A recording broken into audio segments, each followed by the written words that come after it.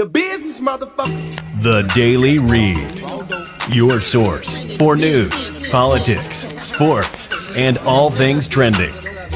Here's your host, Marcus Gentry. Like I was telling you earlier, this is part 2 to from school to the penitentiary, from schoolhouse to the jailhouse.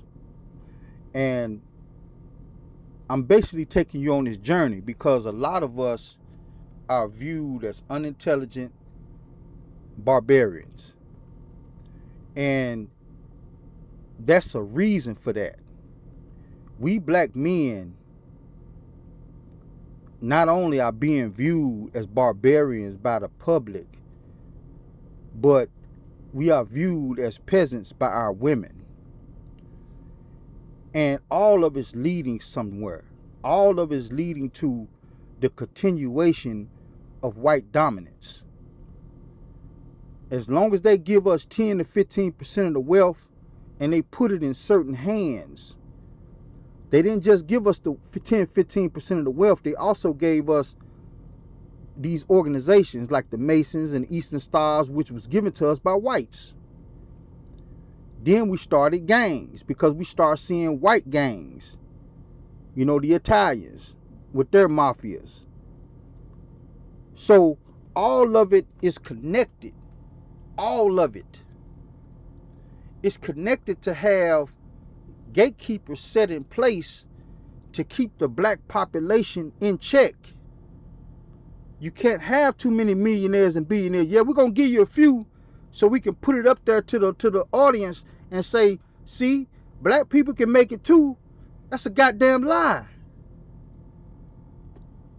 Them few people you see like Jay-Z, like Denzel Washington, like Oprah, Samuel L. Jackson, whoever the greatest running back is now, when you see them certain people like Michael Jordan, they get the 10% of the wealth and become millionaires and billionaires. All of us can't get that because they need the vast majority of you to still be slaves.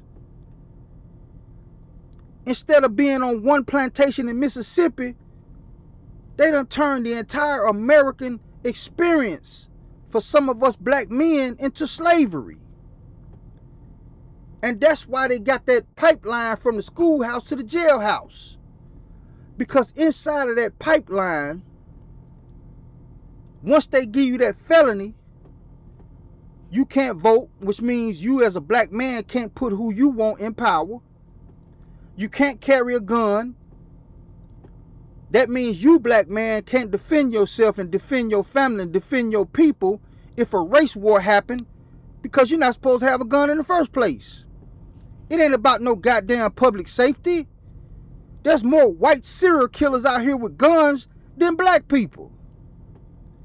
Regardless of whether we got King Vons and young men doing drills in the inner cities, there's more white serial killers out here than blacks, period. So it's not about public safety. It's about power. And those skills began right on the plantation. We were hired out. In a sense, then, the plantation was the first training school for African people. And to a great degree, the slave masters recognized, as they do today, that a trained slave could sell for more on the marketplace. And therefore, when you went on the auction block, the more skills you had, the more he could fetch for you. In fact, some of the skills were developed as an investment so that when the slave was sold, he would bring more than was invested in it.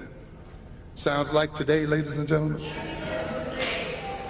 Sounds like this kind of thing when we are told and we tell our children to build your marketable skills so that when you go on the auction block in front of your white employers, you can demand a higher price because you can project the skills that he has set in you.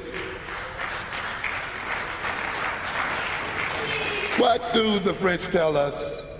The more things change, the more they remain the same. And this capacity we must maintain, or else we will be deceived by superficial changes, as so many of our people are.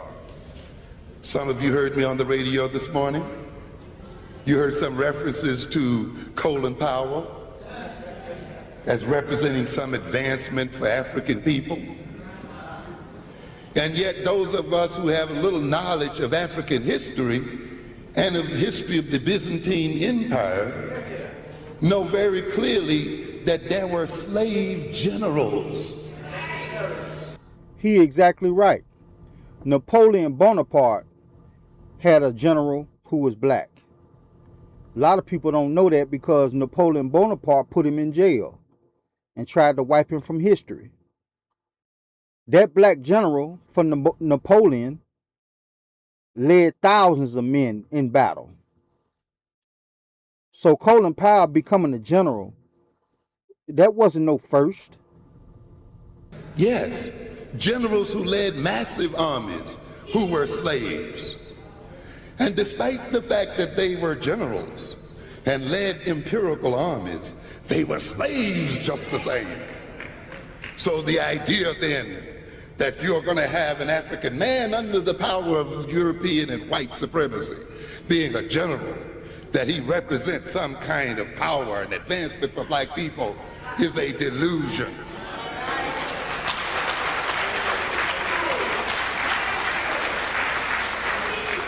And I'm certain, if you read people even like Chancellor Williams, and God bless his soul and rest his soul, who talks about those Africanized Arabs also leading those armies against whom? Other Africans. So let's not get carried away about black man being ahead of the U.S. Armed Forces, ladies and gentlemen. Because essentially he's going to play the same role that we've always played when we were promoted to these second-hand positions. That is leading aggression against our own people. It's called gatekeeping. Let's look a minute at the political economy of the personality. You see, before we talk about personality as a psychological entity, ask yourself the question, what is its political and economic function? You see, we get a lot of people get caught up about normality and abnormality and trying to define what is normal and what is not normal.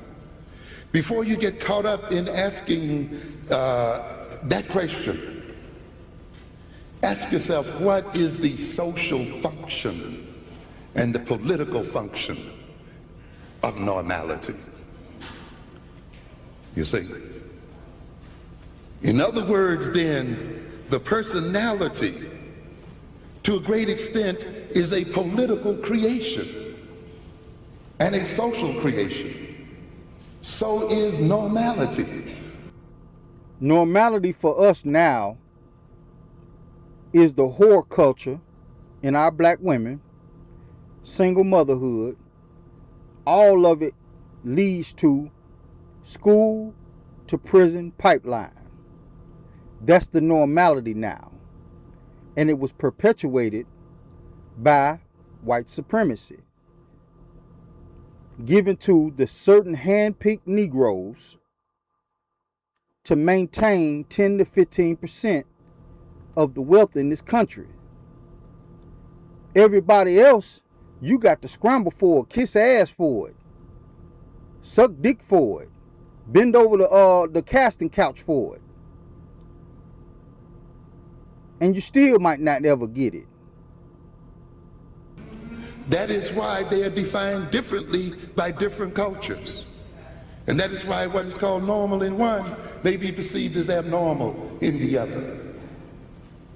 And therefore, to a great extent, what is normal and what is abnormal are the results of the interaction of social power and social forces within a society.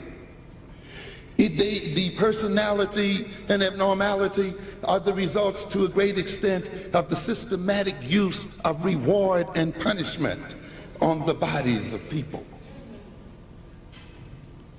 Threat and intimidation, control of information, control of interaction and social interaction in such a way that over time people tend, as a result of social conditioning, to behave in particular ways.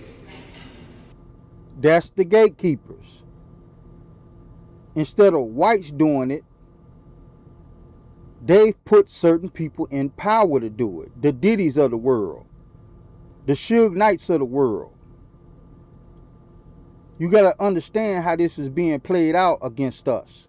That's why I advocate for American men, but especially American black men that make under $100,000 a year. I don't play around with that. I don't play around with these females. I don't care about what you say about me. I love my mother. I love my black women. But I will stand on your damn neck because I can see what is going on, even when you can't see it. That's why we supposed to be in leadership. And that's the reason why they took us out of leadership and tried to put black women in the leadership role. Because as long as they got baubles, jewelry, cars, houses, they don't care about none of this. But we black men do. Let's continue on. And often then, those who define what is normal and what is the normal and what is the normal personality are those in power.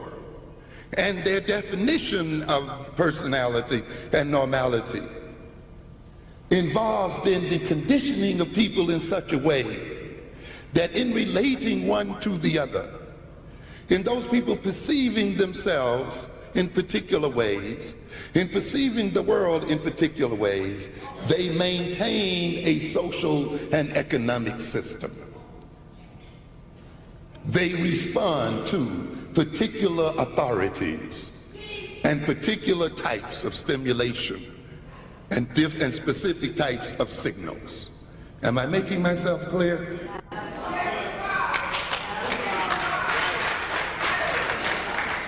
And therefore, all of what's involved in special education as an indication of deviant personality or as an indication of them abnormality ultimately is built and structured right into the political and economic system of this world.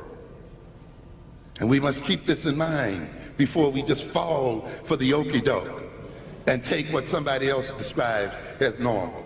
Ladies and gentlemen, to be a normal black man and woman under white supremacy, according to white definition, is to be sick, according to African definition.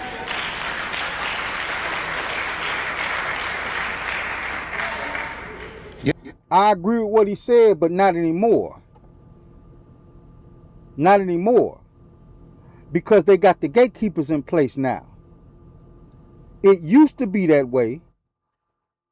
But to be sick or a house Negro, you had to prescribe to the white definition of normal. Other blacks would look at you strange.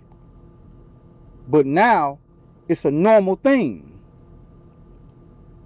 I was just with a group of people a couple of years ago. I didn't hang with them motherfuckers. They thought I was strange. They would all go out and drink together and kick it and shit. I already peeped what type of people they were. That's when they started plotting. That's when they started tracking my phone, tracking my locations. And then there was other things involved in that, things in the past that relates to gangs.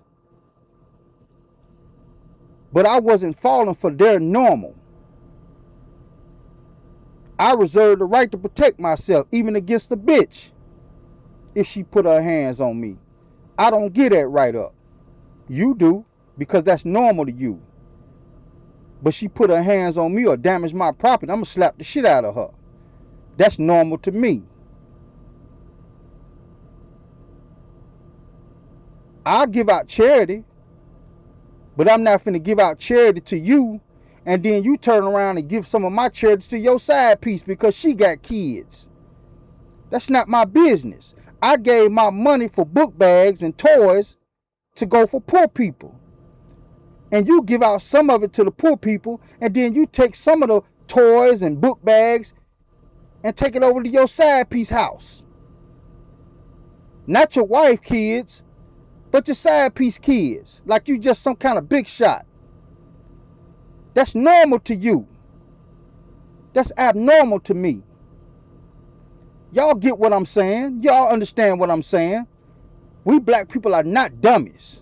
We are highly intelligent people. From the time we left as slaves in Africa and came here breaking our backs in the cotton fields, we still were intelligent people. And to this day, we still intelligent people. No matter how many King Vons you got out there doing drills, killing people, we still highly intelligent people. We see what's going on. Some of us black men do. And for you 10 to 15% of the black men that got the wealth and got the power, we see you. Some of us, you can't come around some of us playing games. Because we peep right through that bullshit.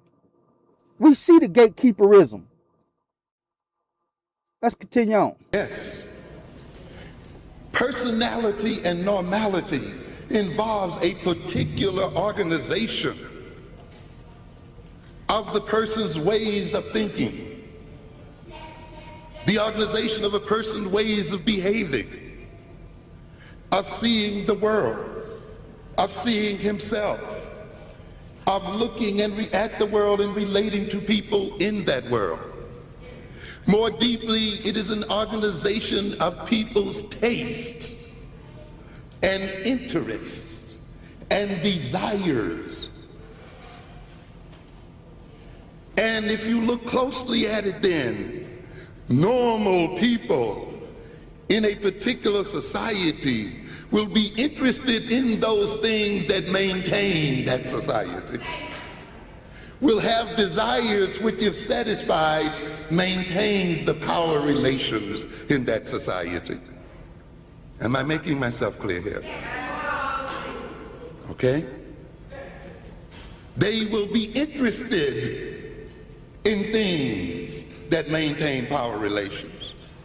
They will define themselves in ways that maintain power relations. The way some black men define themselves today as skirt chasers, as beer drinkers, looking at a TV set, watching men run into each other and fall down. That's a man. Keeping up and being solely obsessed by women, solely obsessed, as we say, with playing with balls. Yes.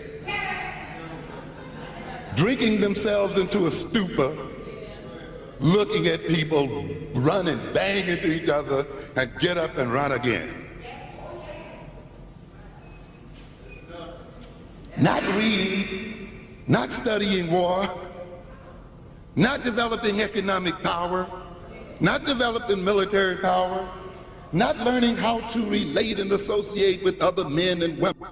Let me translate that. Remember, I said they gave 10 to 15% of the wealth to certain blacks. Those certain blacks are football players, basketball players, entertainers, anything to entertain. But entertainment is not power. You might be able to buy you a Maybach. You might be able to fly some bimbo that's on Instagram out to California and have sex with and send her back home. You might be able to do all of these things, but that's not true power. That's play. You can't mend a wound. You can't help a black woman have her baby. You can't a kid come in with a broken bone and the black woman say, I don't have enough money to take him over there to the white side of town, so I had to bring him over to the black doctor. And he said, come on in, Cheryl, I help mend his leg. You can't do none of that. So they gave the wealth to the people in our society that are non-essential. And some of you might get mad when I say Michael Jordan is non-essential. Motherfucker, he's non-essential. I love Michael Jordan. I love to see him play. The man was a bomb, a beast. LeBron James, a beast. But you're non-essential. So if they give you 10 to 15% of the wealth in this country, and then they give it into the hands of blacks who are non-essential, we can never have no real power. And then you got all these gatekeepers everywhere to make sure that we don't go over the 10 to 15% wealth range. Because we like crabs in the bucket. The crabs at the top that got all the wealth, they'll push you back down to maintain the system. Because the system worked for them. It didn't work for you, black man, that make under $100,000 a year. You can't even get a bitch. And if you do get a bitch, she a throwaway. She one of them type of women that had 3-4 baby daddies and mental issues and bills up the ass. She still kind of cute. She a throwaway. Them dudes didn't even want her no more. They done married some woman named Consuela. And now you got to deal with her attitude and her bullshit, her backstabbery ways. You got to deal with that. That's why I always tell people I advocate for black men. If a woman came to me right now, want me to advocate for her, if her life is not in danger right then, I'm going to tell her to go somewhere else. I ain't got nothing for you. Because you got enough help. Now, if your life is in danger right then, of course I'm going to try to help you. But if you just need some help with your rent, book bags for your kids, toys for your kids, get the fuck out of here. I advocate for men. We've had enough of this shit.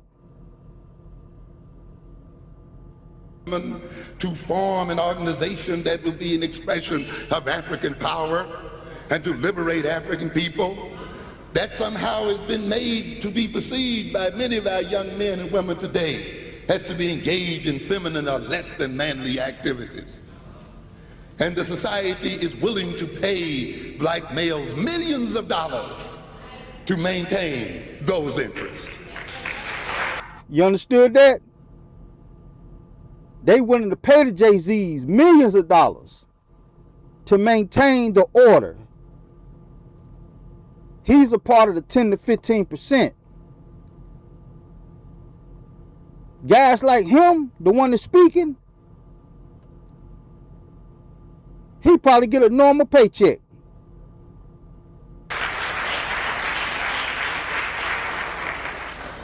That's why I have told you in other contexts that man has little to do with your penis or your testicles. What is a man has a social definition. It is a political definition. The definition of what is a man must be ultimately connected to the needs of the society itself, so that a man in acting out his manhood is maintaining his social group. If man... Now, we getting into the nitty gritty. What he's saying is correct. The definition hasn't changed of what a man is in the black community. But what the black community has done, you're a man if you uphold the social structure of what's going on that benefits white America. That's why they tell you your family is the people who you make your family. No, not with me.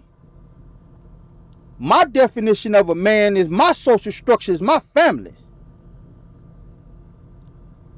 So when I reach back after I make $1 million and I get my brother or my cousin or my niece and nephew or my young cousin and bring him up, and then I'm going to tell him to do the same. That's my society. That's my society. I don't have to deal with your society. So whether you call me a man or not for not dealing with your society, because you always got them certain few black men, you know, the gatekeepers say, yo, man, it ain't about money, man. It's about your morals and your morals and you know, you got to work on yourself and get the fuck out of here. You a clown to me. A goddamn clown. Diddy ain't got no goddamn morals. For 20 years, people was hanging on to him. It ain't about your morals. People tell that to poor people to keep them in line. While they go over here and hang with somebody like Diddy. Let's keep it going. Man is not defined, and what it means to be a man is not defined socially and in terms of his social group. Then he will not be social but antisocial. And one of the major reasons then our males are attacking our own societies and communities today is because they have not correctly defined what it means to be a man.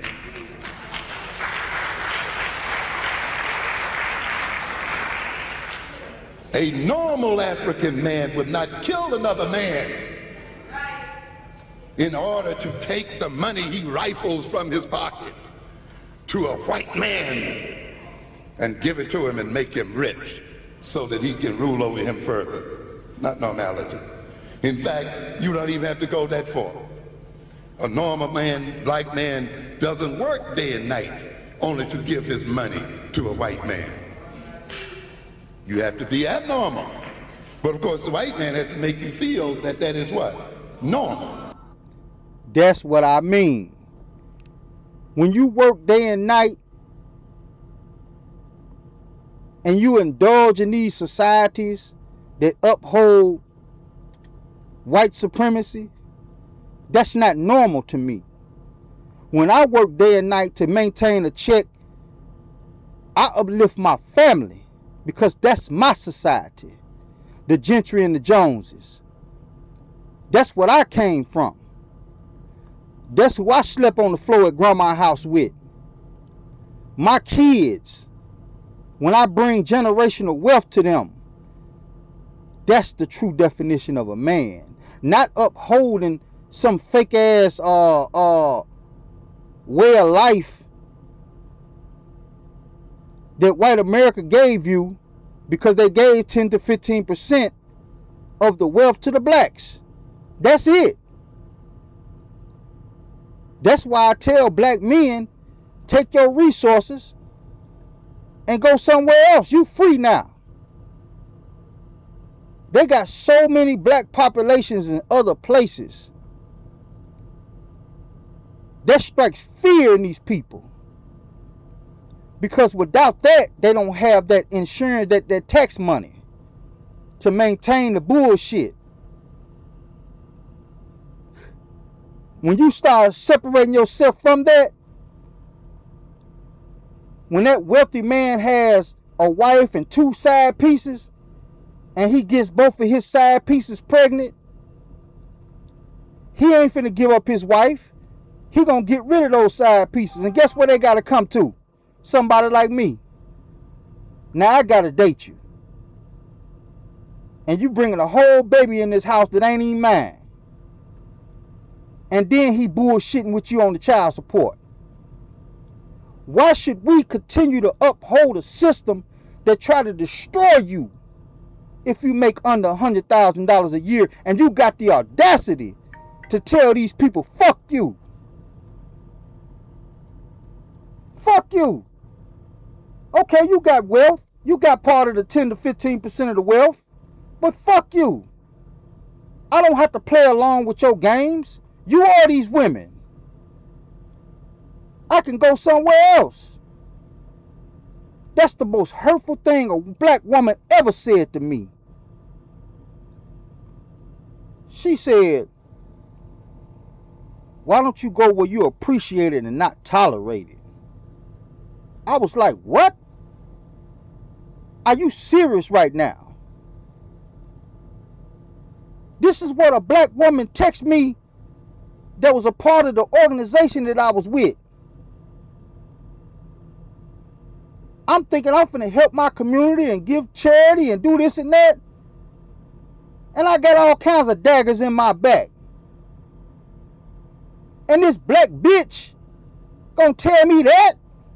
Why don't you go somewhere where you appreciate it and not tolerate it? I was angry. And then I took a step back and said, you know what? You exactly right. You were fucking exactly right. And I'm advocating for other black men that make under $100,000 do the same thing. Step back. That's all. Step back. And if you do have sex with these women, pay them and get them on out your face. Step back. And watch all this shit crumble. Let's continue on. And that is the American way. And you're doing what you want to do, and nobody else can tell you how to spend your money. You are now expressing American individualism and what it means to be free. Isn't it strange? And watch it, ladies and gentlemen. Every means by which the normal African American defines his freedom ends up supporting white folk. To prove that he can live anywhere he wants to. That's why I said, you men that make under $100,000 a year, take your resources, get you a passport, and explore your options. That's true freedom.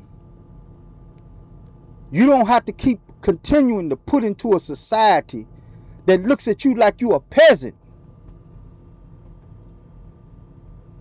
The man's telling you right here. You keep maintaining this society that looks at you like a peasant. Fuck these people. You free. There's no shackles and chains on you. Go explore other places. They got a big black population in Colombia. They got a big black population in Brazil. They got a big black population in the DR, Puerto Rico. The Philippines got black people. Everywhere. You can even go back to the entire continent of Africa that has several different nations in it that has black people. You don't have to keep maintaining this shit. He's got to move into a white neighborhood. To prove that he's free to go to any school he wants to, he goes to a white school. To prove that he can spend his money anywhere he wants to because he's a free man, he spends it with white folk. You understand? Yeah. White man feels as free as a bird and feels no compulsion to live among you and does not feel that his freedom is infringed upon at all. Doesn't feel any compulsion to go to school with black folk. He doesn't feel... I hope y'all understanding what he's trying to tell you. It's a joke, but he trying to explain something to you. They ain't ready to up and jump and run and live in a black neighborhood. They can give two fucks about that. But we want to be over there where they're at because we know where the power is. We understand where the power is. They look at us like, shit, I'm not going over there. Ain't no power over there. Ain't no decency over there. Feel like he's unfree because he's not going to school with you? He doesn't feel as he's unfree because he's not spending money with you. because he's not laying in the bed with you and all these other kinds of things. But the Negro, in order to feel free and express his freedom, must spend and give his money and his labor power and everything else to everyone else but himself. That establishes him as a free individual and a normal individual. So then normality, you see, ladies and gentlemen, more than a psychological function, is a political and economic function. Because as you express your normality, as you express your law-abidingness, you maintain a system. Yeah. You heard me talk about this morning. Our respect for the law, as if it represents something holy and above all people. The law is nothing but a bunch of rules laid down by one gang of people who have the power to enforce it on another gang. Understand? There's nothing sacred about it. And it's passed and ratified to protect group interests, one set of group interests against what? Another set of group interests. That's all it's about. Nothing sacred about it. But you see, if you see law and law-abidingness as indicative of pro-social behavior and indicative of normality, then by obeying that law and looking at law that way, you will have to do what? Maintain the people who passed the law in what? In power. It was until Martin Luther King and others decided that they would do what? Break the law. Okay? Break the law. Be what? Abnormal. That the power... When I disagree with him, I'm going to say it. I disagree and agree. I disagree because you don't have to break the law that they put down, because that's only going to hinder you. But I agree with him saying that you can go around that. Like, fuck you. I'm not going to break your laws. I got you. I'm finna take my resources and go somewhere else. I'm not finna keep maintaining this bullshit that don't serve me. It don't serve me and my kids and my grandkids and my family. It don't serve me to be a part of that. To be a part of a black community that's playing in my face. Some of us are tired of taking scraps.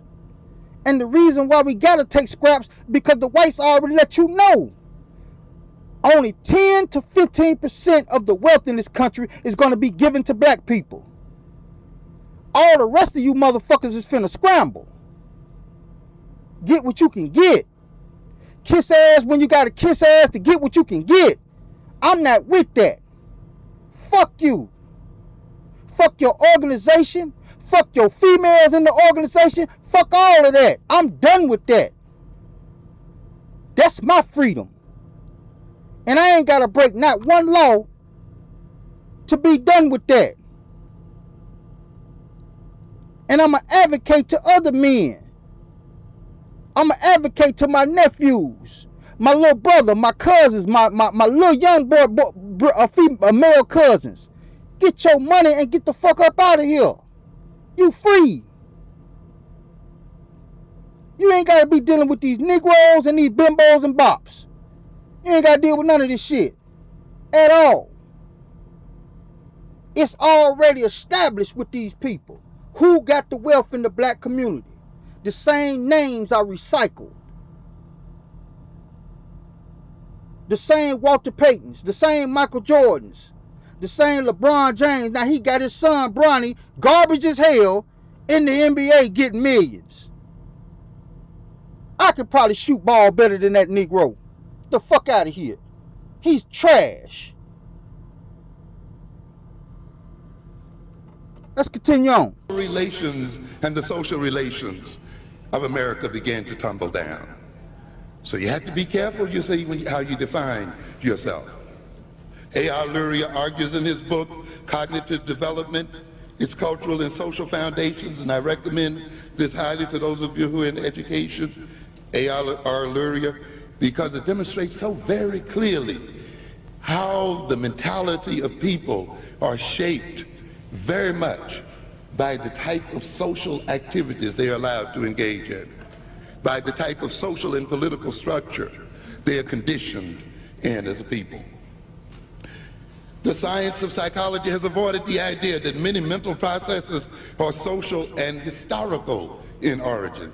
Mental processes just don't flow from the brain as a natural effluvia.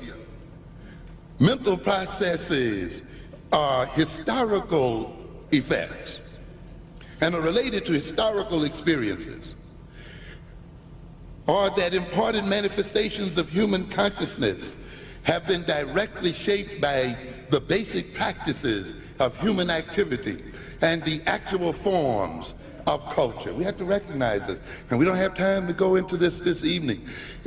When the new publication in a few months comes out, Educating Black Children for the 21st Century, we will find in there detailed what is being stated here, of how the mentality and consciousness of our people is very directly related to the experience of our people in America, and how teachers, what you call concrete thinking in African children in these schools, is directly related to the fact that African people were brought over here not to think, not plan, not to conceptualize, not to control, but to work and to do what? Concrete things. And the whole thrust of the American experience is to seek to shape the thinking styles of African people to fit the role that white people made for them. And if you think outside that role, you are considered a problem in the black community. They don't want you around because you don't follow the normal patterns. I'm outside your pattern. I don't give two fucks about your pattern because I've already seen this from the time I was 16. I already seen this book play out. And now I'm 50. And it's gotten worse. In the last 10 years, I've dated 3 women. I had 2 cars, a 3.5 bedroom house, 2 bathrooms, in a decent middle class neighborhood, and had a good job, bringing home almost $1,000 a week. Every single woman that I got with, all 3 of them, had mental issues, whorish,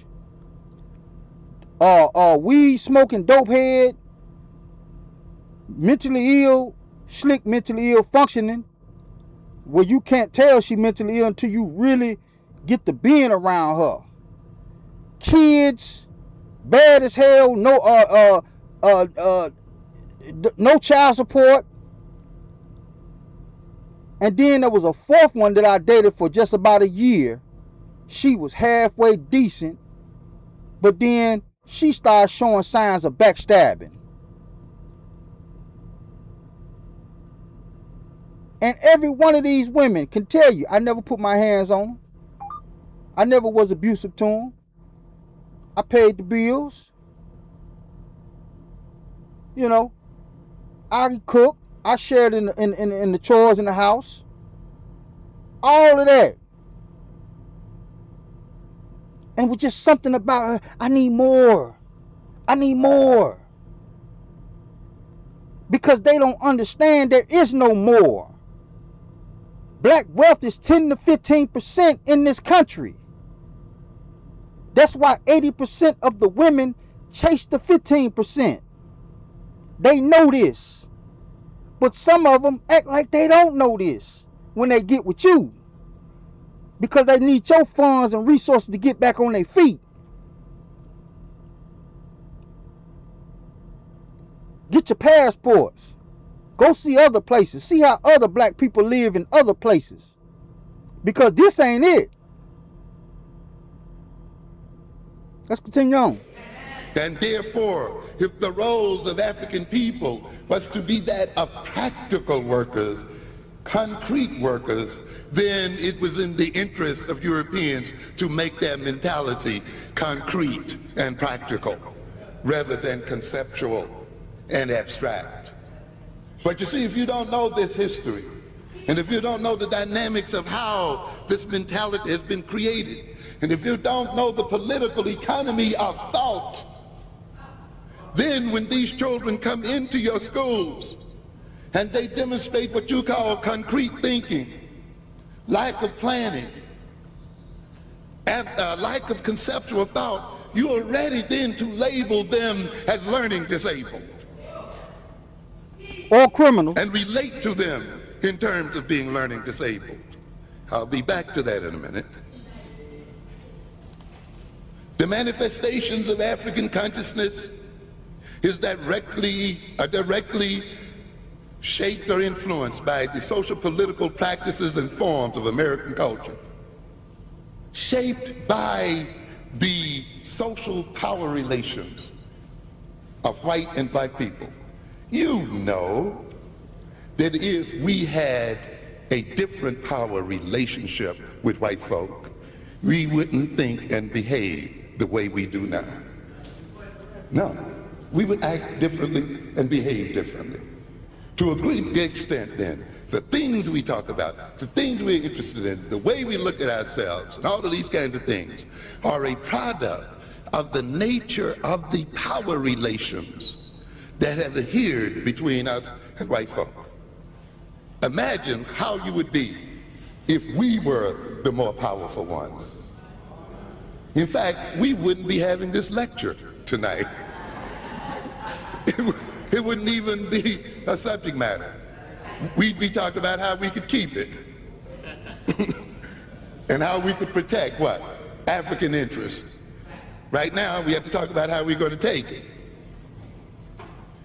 These relations, these power relations have and are guided by social and legal definitions and rules and their enforcement by whites. These definitions... I remember I said I'll say something when I feel like he's wrong. It's not enforced by whites anymore. They have their black talking heads now. They have their black gatekeepers now to enforce that. And then if you buck up against them, they can always run back and go get the white enforcers. So in this sense, this is an old video, but in this sense, he's wrong on that. They don't have just the white enforcers no more putting their feet on your neck. These men and women in the black community that have a certain percentage of the wealth that you basically can't get to unless you go around them. And it angers them when you do that because they have no control or say so over it. Like right now, this podcast right now, if it blows up and make millions, can't nobody call me and tell me they don't want this broadcast to talk about a certain subject, because I made it without you gatekeepers. I'm not a part of some production company that's built around gatekeeping. Some black CEO who's connected to the white CEOs, and no, I'm not connected like that. So if this shit blows up, you can't dictate what goes on over here. I can talk about whatever the hell I want to talk about. They don't like that. Let's continue on. The rules provide standards and ways of judging others as deviants or non-deviants, of transforming an instance of conduct into a deviant or non-deviant act. I want you to keep in mind what I'm talking about in terms of rules, you see, and definitions, because it's what is defined as learning disabled, you see. What is defined as in being in need of special education. And that definition being based on the exhibition of certain types of behavior, and then stigmatizing people based on this behavior. Even though when you get to really look at it, ladies and gentlemen, the behavior is not deviant or non-deviant. These definitions and rules serve a dual function. They provide for the labeling of others and supply the means and the authority to stigmatize the behavior of others. You will recognize as we go on. Let me translate that for you. If a black man in his 40s start complaining about the actions that he see going on in the black women in our community and how they raising these monsters out here without their fathers, oh, he must don't like his mother. He must be slick gay. All the tropes that they try to bring out to keep you from focusing on the problem. The basis of the problem, not the problem. The problem is the King Von. That's the problem. But when you go back and try to solve the problem and figure out how he got there, look at his damn mama. They call her a goddamn trap queen. Have y'all ever seen this boy's mother? She dangerous in Chicago. There's no telling how many people she done had set up and killed. Then, that when you permit others to label behavior and your own behavior, you are giving them a power over you. And it will be that label which will authorize them to do certain things to you and about you. Y'all understand that? This directly relates to me in a sense that 2 years ago I was involved in some shit with these people. I felt it. I felt this shit. All because an older brother had a side piece, not his wife, a side piece. Me and her kind of slick got into it. I basically told her, oh, I ain't trying to fuck around. Because I found out some shit. I didn't tell her what I found out, but I found out some shit and I didn't want to deal with all that. She gets mad. All of a sudden I start getting attacked. Then the goons try to come and take my life. They don't realize that they almost lost a son or two. They came real close to losing somebody's nephew, somebody's daughter's son. I got too much shit to do to let some lame or a group of lames take my life. I'm trying to bring my family out the gutter. I'll take yours before I let you take mine. And that's what I mean. That's what he's talking about. So they are not just labels, but they are the justifiers of behavior. And they prescribe various behaviors toward those who are labeled. Consequently, definitions and rules are expressions of group, conflict, and interest. I want you to keep that in mind. Labels are not just labels of behavior. Labels are entered into as a part of the interaction between groups. I don't want you to do this, therefore I will make it against the law. And when you do it, I shall call you a criminal. You see? And so, what do we have here? And why am I making this law? And why am I calling you a criminal? So that I can protect what? My interests. You see? And can justify myself in treating you in a particular way so that my interests can be protected. And the formulation, this formulation of rules and definitions translate into power to impose one group's will on the other, the power to define and enforce one group's definition on the other's conduct. And this is what this is about. If you look back in your old Bible there, you will see that Adam is symbolically given the power to dominate the earth by God, by the fact that God permits him to do what? Name all the animals, the fish and the fowl, and to name the earth itself. That is a power. And this is a symbol.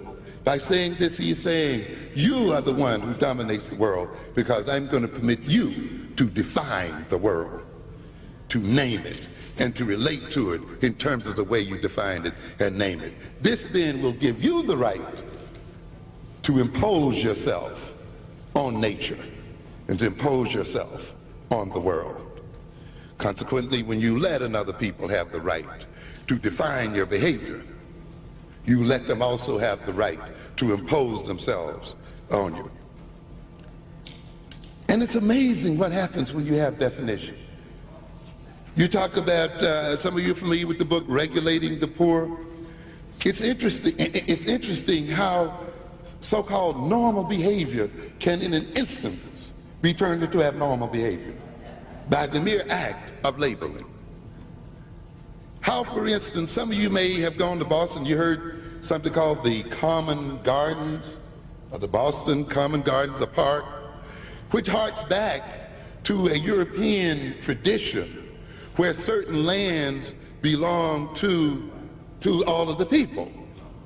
And the peasants then had the right to hunt on those lands, to fish, to find their firewood, to do various things, to graze their cattle and so forth as a means of supporting themselves. They had that right. And this right was sanctioned by tradition over hundreds and hundreds of years.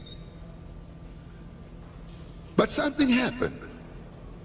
The price of wool started increasing tremendously and became very profitable.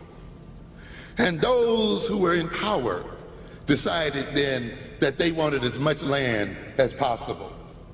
And they went to the British Parliament to get a law passed so that they could enclose what was once common property and fence it off and make this property private. And therefore, overnight now, those people who had been bringing their cattle and doing these things in their normal way were turned into what? Criminals. Criminals. Why? Because their behavior was different? Because they were emitting criminal behavior?